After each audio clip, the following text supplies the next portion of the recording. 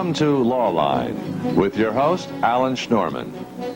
Mr. Schnorman is a distinguished trial attorney, author, and lecturer. Each week, Law Line will bring you the most knowledgeable experts in the field of law today. And now we introduce our guest and our host, Alan Schnorman. Welcome to Law Line.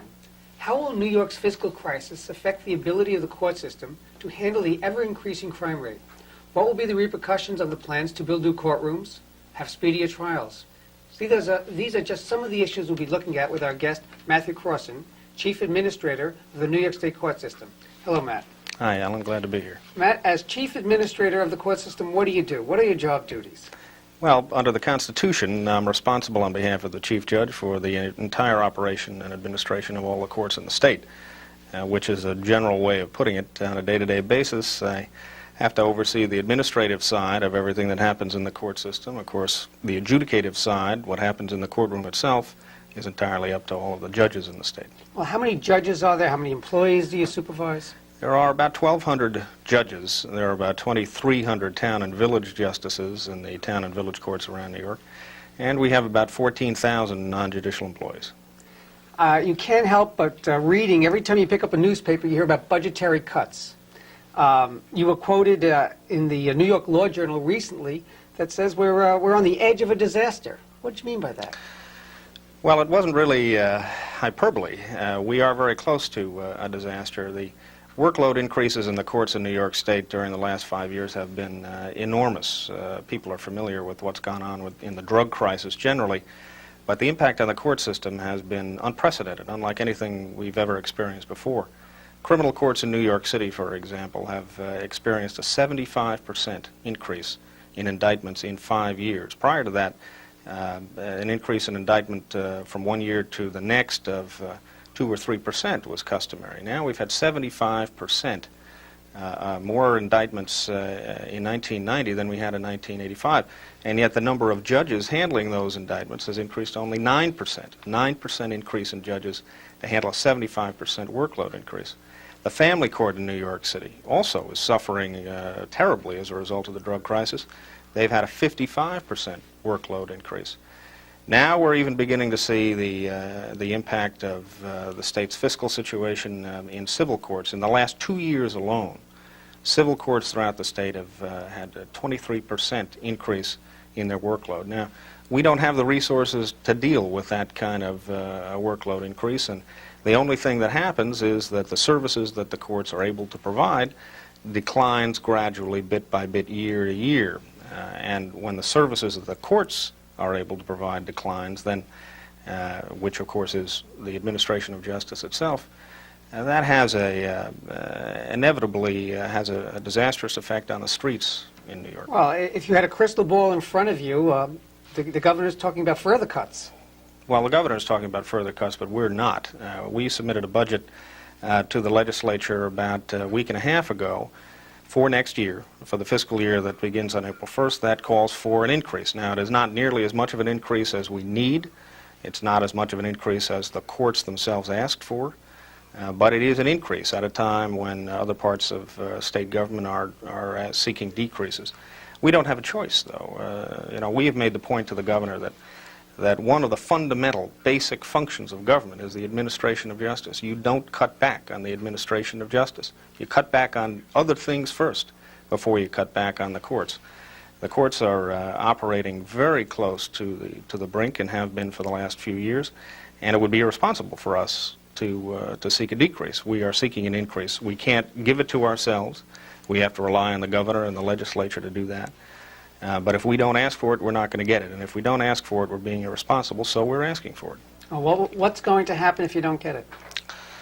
Well, if we don't get it, I think we will begin to see the shift of resources even more from courts of civil jurisdiction to criminal courts and family courts, because we have to keep the criminal courts and family courts operating. You're telling closing parts?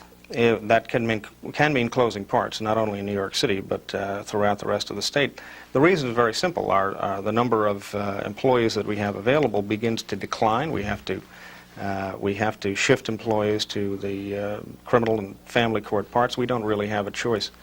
Overall, what will happen, and this is something that people don't really understand very well, in criminal courts, what will happen is there will be more and more plea bargaining, not less and less plea bargaining. You know, the public constantly cries about excessive plea bargaining and blames the courts for it. Well, the courts do not want to plea bargain. The courts want to stop plea bargaining. What is plea bargaining? Well, plea bargaining is in criminal cases if a defendant is indicted, for example, for robbery in the first degree. That's robbery committed with a weapon, say with a gun. The district attorney might consent to a plea to a lower crime, robbery in the second degree, as though the defendant had not had a gun during the commission of the robbery. The reason for that might be that the courts are overcrowded. It might be, and it frequently is, that there are weaknesses in the case. But 88% of the indictments of the felony level cases in New York these days are plea bargained, or end as a result of a plea. 88% of the cases, and only about 4 or 5% of them are tried. That's not what should happen, but if the courts don't have the resources they need, that's what is going to happen. That's unavoidable. How does the victim feel? The person who has been robbed or mugged, when a case like this is plea bargained, and it's plea bargained to where he doesn't have a gun, but the victim certainly knows he was bashed on the head with one. Well, the victim feels even further demeaned. I mean, the victim feels from the crime itself, feels as though his person or her person has been invaded. They feel violated. Then they get into the criminal justice system and they see that the importance, the value of the event that happened to them, that's so personal for them, so important for them, is somehow discounted. It's reduced in importance when it gets into the court system. They blame the courts, but the courts are not at fault. Let me explain why. In the criminal court in New York City last year, there were over 500,000 cases filed. 80 judges were available to handle those cases. They had to handle 6,400 cases apiece. They had 225 days in the year, working days, to handle those cases. If each of them had tried one case a day, every single day for the whole year, they still would have had over 6,100 cases left to go. That's why there's plea bargaining. That's why there's always will be plea bargaining. If you have more judges and more resources, there's less plea bargaining. But as a citizen of the city here, it's almost like things are getting out of control. For a time there, it was almost on a weekly basis that you'd pick up the newspaper and read about somebody else who was not involved in a crime, who was not involved in a robbery, who was walking down the street or getting a cup of coffee outside of the Bronx courthouse, who was shot and killed. Yeah, I agree that there does seem to be more random violence now than there used to be. I was an assistant district attorney in Manhattan for 10 years until the mid-1980s, and I think things are worse now than they were 5 years ago, 10 years ago, or 15 years ago. I think that is going to get worse. I don't think it's going to get better. And I'll tell you the reason is that there is a different attitude on the streets now than there was 15 years ago. There's a greater acceptance of violence. There's a greater acceptance of drugs and the profit motive even among young children.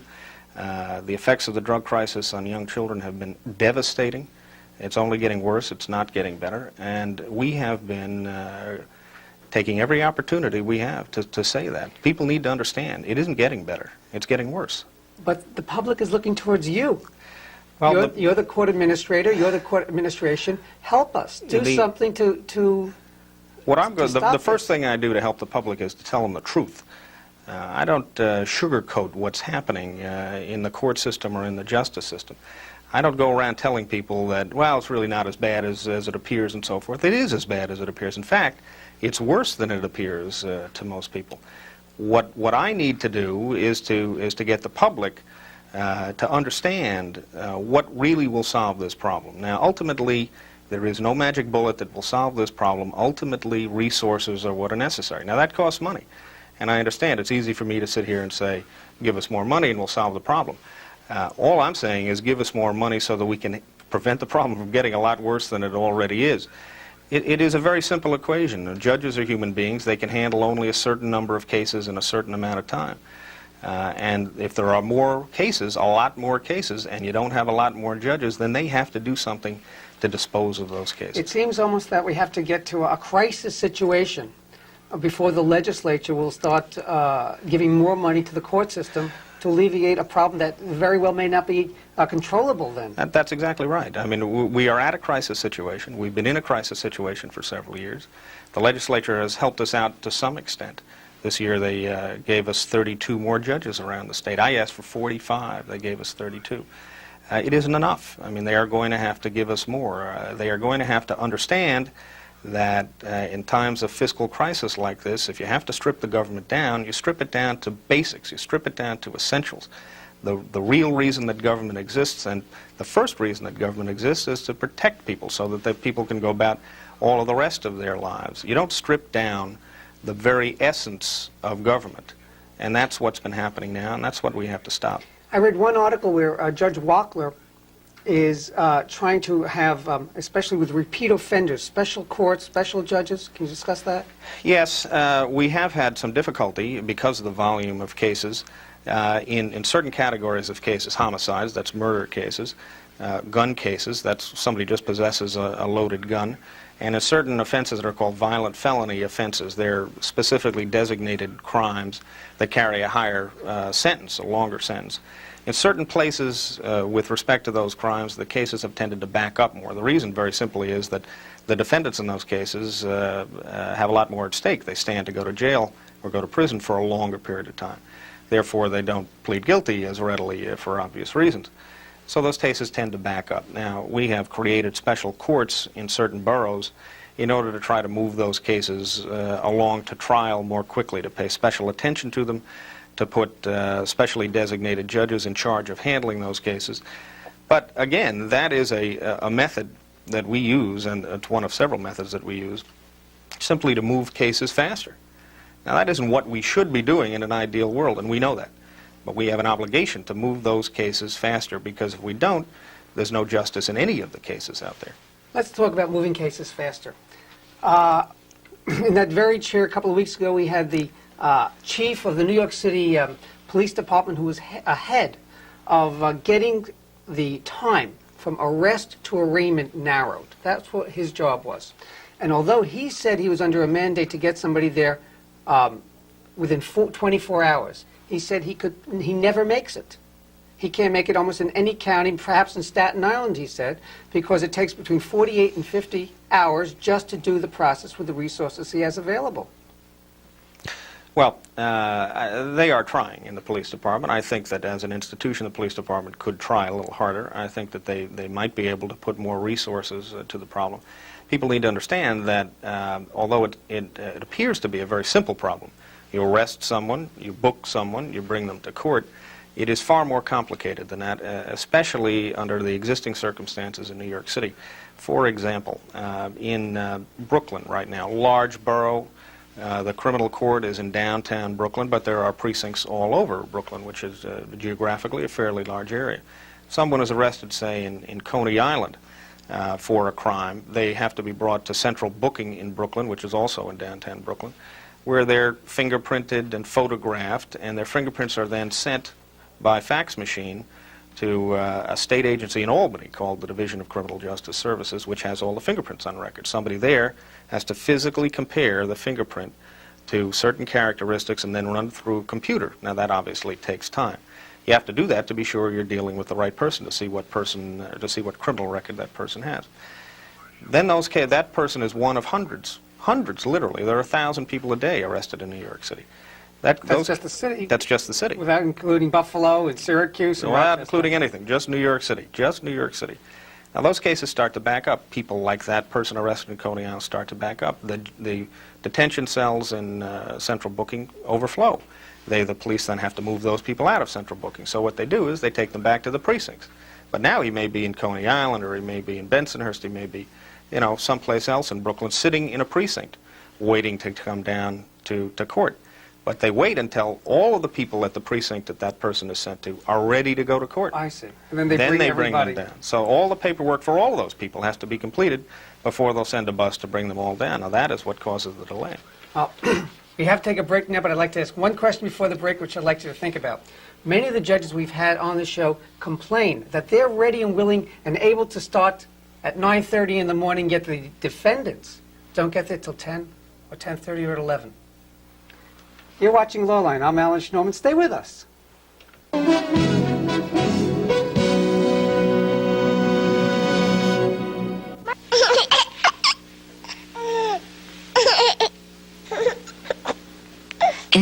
year, thousands of babies die from choking, suffocating, or other breathing emergencies. Just imagine how many of them could be saved if only they came with instructions. Please learn American Red Cross Infant and Child CPR. American Red Cross. We help you help others. I was going to take a job with an engineering firm in New York. I got a better offer. I'm building schools overseas with the Peace Corps. The pace is a little slower than New York, but here I'm getting grassroots experience I couldn't get anywhere else. The way I look at it, the world can wait 2 years for another 40-story smoked glass high-rise. Peace Corps, the toughest job you'll ever love.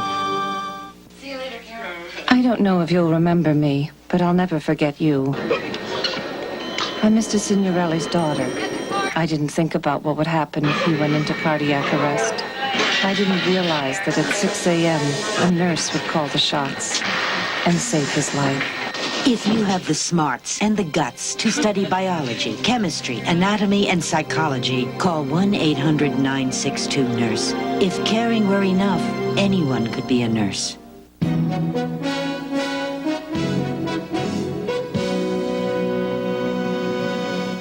Hello, I'm Alan Schnorman. Today's topic is the New York State court system. We're honored to have Matthew Crossan, the chief administrator of the court system. Right before the break, Matt, I had asked you, how come a lot of judges are ready at 9:30 and the defendants who are incarcerated don't get there till 10:30, 11 in many instances? Well, I'll tell you, that's a mystery. In New York City, it happens frequently, although I know that the corrections officials are doing their best to deal with it.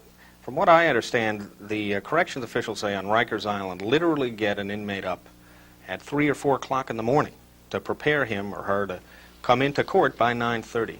And yet, frequently, they're not able to do it. They're not able to get them there. Now, they run into the kinds of problems that you would expect, anybody who drives around New York City would expect. There'll be traffic jams on the BQE or something, but it is a systemic problem. It's a problem in every borough in New York City. It's a problem we are constantly meeting with corrections officials on. And exactly what we can do to solve it, or exactly what corrections can do to solve it, because it is, after all, their problem, is still something of a mystery to us. Now, I know they're trying, and I don't mean to minimize the efforts that they're making, but it is a very serious problem for the administration of justice in New York City. I know that the administrative judges on the criminal side in New York City single that out as the biggest single problem that the judges in criminal cases have, because they're constantly waiting for the delivery of prisoners. Obviously, the case can't be called in court until the defendant, the prisoner, is delivered by the correction department. And then, of course, what happens is that the lawyer will arrive, and the defendant will not have been delivered by correction, so the lawyer goes someplace else to do another case, then the defendant comes in, and by the time you get everybody together in the same place at the same time, half a day has been lost. Sounds like a chaotic situation. It is a very chaotic situation. You've got different agencies, different jurisdictions, different sovereignties. New York City is a different sovereignty from the state court system. The state court system is a branch of state government. The district attorneys are independently elected officials. The Legal Aid Society is an independent, separate corporation. All different organizations, all separate, all separately sovereign. You have to get them all to work together perfectly in coordination. Now, considering all of that, they work fairly well together when you take into account the fact that there are about 55,000 indictments handled and 500,000 other cases handled in New York City every year. And the courts manage to handle those cases, although not in the fashion that we would like and the public would like. Still, it is remarkable that as much gets done as does. Matt, it seems like you're just barely getting by now with what you have. The mayor has proposed 5,000 new police officers. Of course, there are going to be more arrests because of these police officers. The streets are going to be safer. What's going to happen when they come into the court system? Well, unless we have more resources, it will be close to a disaster. And we've said that publicly. I've said it many times. We've talked to the mayor about it. The mayor's proposal estimates that each new police officer will make 8 arrests a year. 8 a year. We think that that's probably on the low side, that police officers are likely to make more arrests a year apiece. But even if they make 8 arrests a year, that's going to result in something on the on the order of 50,000 more cases that the courts will have to handle. 50,000 more cases, even if their low estimate is accurate. Unless we have more judges to handle those cases, then what is now a chaotic situation will be a catastrophic situation. There's no way out of it. We are at the point of disaster now. That will tip us over the edge. The legislature simply will have to provide the additional judges and court personnel to deal with those additional arrests. And New York City will have to provide the courtrooms for those judges to sit in, because that's the city's responsibility, not the state's. If the judges don't have adequate courtrooms to sit in, that have prisoner detention spaces and so forth, they can't work. Of course, it takes years to build these courtrooms. You just don't call up and say, give me a courtroom. Well, it does. I mean, one of the problems that we have now is that our criminal courts are filled almost to the breaking point. There are still some things that we can do within existing criminal court buildings, but we're very close to the edge. The fact is that you can't put more police officers on the street. I agree that more police officers are needed, but you can't put them on the street without adequately preparing for what will happen once they're on the street. There's another point here, because if you want police officers on the street to act as a deterrent, then that police officer walking the beat has to have credibility. The people who see him walking the beat have to know that the system behind him will back up the arrests that he makes. And if they know that the system will not back up the arrests that he makes, then that cop on the beat has no credibility in the neighborhood that he's patrolling. You know, it seems like a circle. Yourself, you're the chief administrator of the court system. Everybody looks to you. You in turn say, I understand the problem, I recognize the problem. You look to the legislature. The legislature says, yes, I agree with him. Everything the man says is absolutely true, except what do you want us to do? We have to divide our budget amongst so many needy causes. The interest expense on our bonds must be paid. That's part of our good faith and credit of our state. We have to, the welfare has to be paid. All these avenues, and our revenues are dwindling. So we have all the public officials saying, we recognize the problem, but we don't have the resources, and the federal government is not helping us. Ultimately, I think the legislature has to make choices. I think that they are resisting making choices. Ultimately, they have to set priorities and say that there are certain functions of government that we will not diminish, we will build up. Certain basic functions of government. There is no more basic function of government than the administration of justice. That means that certain things that are less basic will have to be defunded. They'll have to take the money away from certain things that are less basic. Now, nobody wants to have to make that choice. But ultimately, if the money keeps shrinking, if the revenues keep shrinking, those choices are going to have to be made, because we are teetering on the edge of disaster right now in the administration of justice, and it won't take much to push us over. They haven't done it so far. What's going to happen to make them do it? Well, I wish I knew that. I'm not sure that friendly persuasion is going to help them do it. As you say, it hasn't happened so far. I can tell you that all of the persuasive ability that Chief Judge Wackler and I have, and the judges in the court system, the administrative judges and the trial judges, is being bent to the task of persuading them just how bad things are. I can't report that we've made a lot of progress. It's certainly not because of judges' salaries. We have one report here that some first-year associates at major law firms are making more than judges. Absolutely. The average salary of a judge in New York State right now is $84,000, a little over that. There are judges of the Supreme Court who make $95,000, and there are judges of the city courts in New York State who make about $74,000. Right now, the starting pay of many lawyers fresh out of law school in New York City exceeds the pay to the average judge in New York State. How do you attract quality people? It's very difficult, and it's becoming more difficult. The judges in New York have been without a pay raise for 3 years. During that time, the non-judicial employees in the state and 200,000 employees in the executive branch have gotten raises that exceed 16%. 16%, so they're catching up to the judges. Also during that time, employees in the executive branch, 5,500 employees in the executive branch who earned more than judges of the city courts, about 3,000 who earned more than the average judge in New York State, got a raise. Last year, they got a raise of 5.5%, and judges were denied raises of what would have amounted to 5%. Are you seeing quality judges leaving the bench because of financial problems? We're about to see that, I think. There are more judges these days on the bench who are younger, who have children who are of college age, and it is very simply becoming difficult for them. They know that out in the legal marketplace, in law firms, they could be earning 2 or 3 times what they're earning on the bench. And we simply can't reasonably expect them to continue to do this. Public service is not meant to be a penalty. Public service is a sacrifice, but it is not meant to be a penalty. Now, I know you favor the community court system. Can you discuss that with us? Well, the idea of community courts is a simple one and really not a new one. New York City, the New York City Police Department, headed by Commissioner Lee Brown, has embarked on a policy of community policing, which is very similar to the old cop on the beat idea. The idea is to take police officers out of the patrol car, put them back on the beat so they get to know the neighborhood, so they get to know the people, so they can solve problems rather than just respond to crimes that have been committed. Our idea is that the one thing that we need to complement that is having courts on the precinct level, on the local level, to deal with quality of life crimes, lower level crimes. Crimes like graffiti and noise-making, harassment, loitering, breaking windows, things of that kind.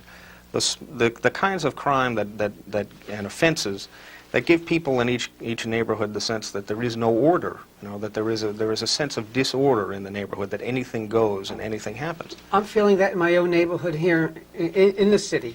There are homeless people that have stationed themselves permanently in front of different retail stores. There's one homeless person who, his particular beat, I guess, is the Citibank. And he opens the door for anybody who goes into Citibank, and of course everybody gives him a quarter. Yeah, I've seen that. And you can, and if you're homeless and living on the streets, especially in cold weather like this, you can understand why people do that.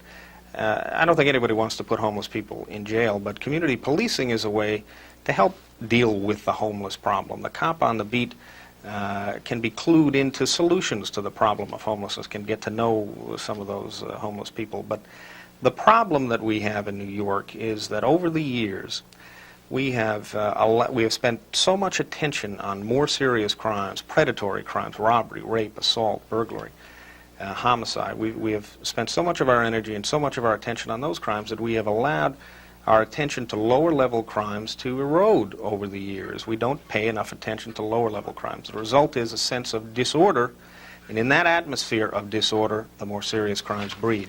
Matt Crossan, thank you very much for appearing on Lawline, and sorry it was so short. Glad to be here, Alan. And as always, this is Alan Schnorman, and thank you for watching Lawline.